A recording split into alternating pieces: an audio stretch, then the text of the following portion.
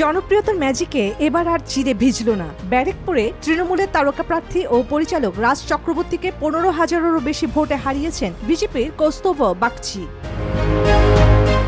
করিমপুরে কেন্দ্র বদলে ভাগ্য ফেরাতে চেয়েছিলেন সোহম চক্রবর্তী, হারলেন 10,000-এরও বেশি ভোটে। বরাকনগরের অভিনেত্রী সায়ন্তিকা বন্দ্যোপাধ্যায়ও প্রায় 17,000 ভোটে হার মানলেন।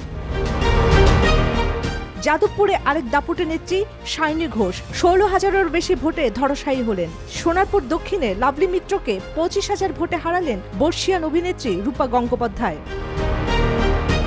ক্যামেরার সামনে মুখেরা যেমন ব্যর্থ, সুরের জাদুকরেরাও এবার হতাশ করলেন। চন্দননগরে মন্ত্রী ও গায়ক ইন্দ্রনীল সেন এবং রাজারহাট গোপালপুরের কীর্তন শিল্পী অদিতি মুন্সি দুজনেই পরাস্ত। দক্ষিণ দিনাজপুরের বালুরঘাটে নাট্য ব্যক্তিত্ব অর্পিতা ঘোষও প্রায় 48,000 ভোটে হেরেছেন।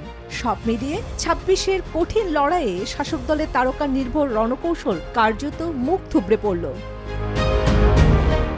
চন্দ্রা, নিউজ 24।